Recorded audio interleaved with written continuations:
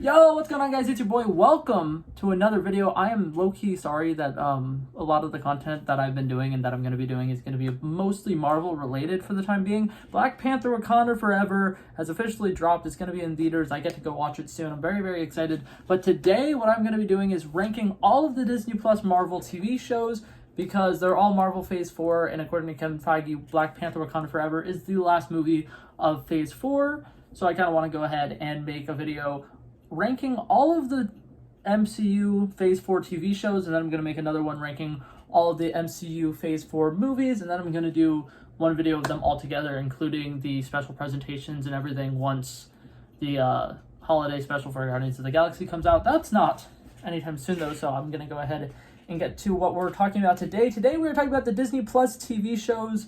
I will be honest, I've been enjoying this new kind of content. I've never really been the type of person to watch shows as they come out week by week, but the Marvel TV shows have kind of changed that for me, and they've really given me something to look forward to every week, and I've been really appreciating it, and for the most part I've been loving them. But to start off, we're going to be talking about the few that haven't been as exciting and haven't been as great in my opinion. So starting off with the worst of the worst, I do want to go ahead and say this is my opinion. If you disagree, I am very sorry. I'm going to talk about each of them for a little bit. For the ones that I'm talking about now, like at the very bottom of the list, I'm going to explain why I didn't like them that much and what I think should have been changed about them. But I'm going to go ahead and get right into it. Alrighty, so coming in at number 8, we have Miss Marvel, the bottom of the bottom. I really tried my best to get into the show, but the first 2 episodes were really great, really fun. I really liked it. It was like a young pop type thing. It was aimed towards teenagers. It was showing in high school, showing how she was struggling to figure out how her powers worked. She was a young teenager in a small town, not small town, a small city, and it was like a really cute street level thing, right? Really loved it. The first 2 episodes were great. Then at the end of the 3rd episode, they introduced the train. Her grandmother called and was like, you need to come here. And here's kind of where things kind of went very downhill for me. First of all, there was a gigantic tonal shift randomly in episode 4 or 5 that just like, it went from being a really fun like young teenager thing to all of a sudden we're in the like 40s and it's really dark and depressing, and your main character of the show wasn't even in the show for the majority of an episode, which threw me off. But I'm gonna go ahead and talk about the main thing about Miss Marvel that kind of really puts it down low for me. It's a 6-episode TV show. Typically, if you're doing a 6-episode show, you should really try to stick to one general location, because with each location that she was in America, and then she went to the country that she went to, I don't even remember right now. In America, they already introduced a lot of characters. They introduced Bruno, Nakia, Kamran, everybody with the clandestine stuff that happened. They introduced her counselor guy, who I thought was pretty cool. Her brother, her entire family is like 5 or 6 people because you know, mother, dad, brother, the brother's fiance, whatever. They introduce a lot of people to the mosque. They introduce the DC, and then they go to the other place. They introduce Aisha, her grandmother. They introduce the great grandmother, whatever. Red Dagger, his little group of misfits, and then they introduce the older Red Dagger dude who gets killed off. It's like you're introducing 50 people in a 6-episode TV show, and it's like that is literally exactly why people don't like Eternals that much, is because they tried introducing way too many people in a short amount of time. And in an interview, Amani Villani had, I'm probably butchering her name, but the girl who plays Miss Marvel, she was perfect casting. I think that she did phenomenal. I just feel like this was a case of bad writing, and I'm going to say exactly what I think the problem is here, right here. She had an interview with New Rockstars with Eric Voss, and in the interview, she literally mentioned that because they weren't confirmed to have a 2nd season, instead of making season 1 really good, they shoved as many storylines into season 1 as they could, and I feel like that's kind of a big problem that a lot of the MCU shows have been having, is they didn't pick one singular focus to go through. They have 6 episodes, and instead of picking one like main plot line, they picked 3 or 4, and it kind of leaves you with a really bad taste in your mouth when the season finally comes to an end, and you're just kind of sitting there like, who was the main antagonist? What were we supposed to be rooting for to happen? I don't know. It was just really bad. I did not like it at all. I can make an entire video on Miss Marvel if you wanted me to, but I'm going to go ahead and get into the next one now. So coming in at number 7, the next worst one, I put She-Hulk. Here's the thing. I really wanted to love this show. I really wanted to give it a great chance. I thought that it was relatively good. I thought that it was fun to watch for the most part. I think that the first couple of episodes were actually really good, and I think that the last couple of episodes were also pretty good. I just could not get on board with this show because there was a lot of problems with it. Like, they didn't have a clear focus. They always were advertising it as a law show. They were like, this isn't gonna be like a regular superhero show. This is gonna be like a legal drama or whatever.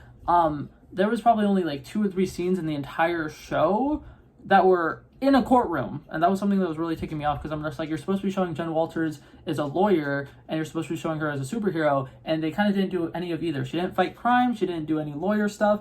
It was like 3 or 4 episodes that were literally filler episodes, and I was like, can you please stop this? Because the majority of the show was painful to watch. It was like unbearable to watch. And then another thing that I hate is they like are trying really hard to be like feminists in a lot of the different projects that they're doing, and the entire show she's just trying to hook up and try to get a guy. And it's like, I get that you're trying to like give her a love interest, and you're not trying to force her having a love interest, or you're not going to do the thing that most TV shows and Marvel things have been doing, where they're just like, oh, these 2 people are in love, by the way. But it bothered me so much, because it's like, that's what they're focusing on. And I'm like, this show was going way too many places, and at the end, the conclusion was kind of satisfying, but at the same time, they just kind of like cut off everything. There was no good conclusion, because they kind of just fast forwarded to the conclusion, which kind of pissed me off. Okay, now coming in at number 6, we have The Falcon and the Winter Soldier. The Falcon and Winter Soldier was actually a really good show for the most part. The main problem that this show probably had was quite literally the fact that they had a subplot, a plot line that had to do with a virus or disease that was going through, and they had to completely cut out everything that was happening with that subplot. They had a really amazing actor who was supposed to be a big character that played Madonna. I can't remember if that was her name, or it was something like that. And it was supposed to be like a big thing that she died of this disease, and then everybody was kind of like mourning the loss of her. But instead, they reshot a bunch of things, they changed up a lot of things with the script, and by the end, the Flag Smashers, who were the main villain of the show, didn't really have anything going for them. They didn't have any motives. They were just kind of like, oh, we're gonna do this thing, and they're like, yeah, you do that, and they're like, okay, but like, what are you doing? And they're like, the thing, and we're like, okay, and we're kind of like waiting for them to reveal what their big plan is, and it's like, no. But I will say a couple things that this show did really well with, showing the representation of African Americans, showing how he struggled with taking on the mantle of the Captain America, and showing some of the like conflicts that he has to deal with. I loved all the scenes that they did in Louisiana. It was really nice. And then the stuff with Bucky going to therapy and trying to recover from being an assassin for a really, really long time was really good. The scene where Bucky is finally, like, his mind is freed, I think that scene was with Okoye, I'm not entirely sure. That scene was absolutely beautiful, and Sebastian Stan, like, crying and sobbing was so fucking good. Like, overall, I feel like the show has so many amazing scenes. It just, as a whole, was not able to fully deliver, and that's kind of depressing. Alrighty, so coming in at number 5, this was something I absolutely love. I don't know how a lot of people feel about it, but I thought that this was actually really, really good. I was just kind of like expecting this to be like just a kind of a fun little cartoon thing to watch from every now and then. And then it ended up being connected, and I was like, holy shit, no, they are not doing this. Ultron Infinity, in my opinion, is probably the best villain in any of the MCU shows. Like, I feel like he was so good. He was so just terrifying. And the scene where the Watcher is watching him, and he's talking about how, you know, he's now living alone in his isolated universe, and then he turns to the camera and he says, I can see you. So fucking cool. Literally sent shivers down my spine. Absolutely loved it. The episode 4 with Doctor Strange, incredible. I really love all the work and stuff that they did with this show. Personally, I think the only problem that it really, really had was some of the episodes were a little short, and I wish that they could have been a little bit longer. But now on to number 4. I put the Hawkeye show. Personally, I feel like this show does not get a lot of love. I feel like it deserves way more credit than it deserves. There's a lot of good things about the show, and the way that they tied it in with making it actually feel like a Christmas thing was actually really nice, and I actually really loved it because it was coming out around last December, and it's like, oh my god, there's all this cool stuff. The big finale at the end, in my opinion, was one of the best like finales. The only thing that bothers me about it is this is the first appearance of Vincent D'Onofrio's Kingpin in the MCU, and he loses a 1v1 with Kate Bishop. That's literally my only problem with the entire fucking show. overall, I think Kate Bishop was perfect. I think Haley Steinfeld was incredible casting. Her chemistry with Florence Pugh was really, really good. Yelena Belova in that show was really, really good. I think that all the stuff that they did trying to introduce Maya Lopez was relatively good. I'm really actually kind of excited to see her show because I like the way that they are showing how she can be a hero even though she can't hear. And like I like the stuff with her and Kazi. I feel like Kazi was kind of underutilized, and that's something about Hawkeye that I will go ahead and state this. Hawkeye on Disney Plus is the only one, as of right now, as of the time that I'm recording this, is the only one that has deleted scenes. If you go to it and you go to the more info or something like that tab, there's deleted scenes, and I actually think that a lot of those scenes, if they were in it, would have made the show better. But for the most part, I thought it was really good how it was. Already, and coming into the top 3, the first one to start off our top 3 is the first Disney Plus show that was released, WandaVision. Personally, I think that the show is really, really good. I really love episode 8, I think episode 7 as well. Something I really loved about the show was that it gradually went from being just like kind of a like regular show that normal people would watch to phasing into what Marvel is expected to be and what people want to see when they watch Marvel things.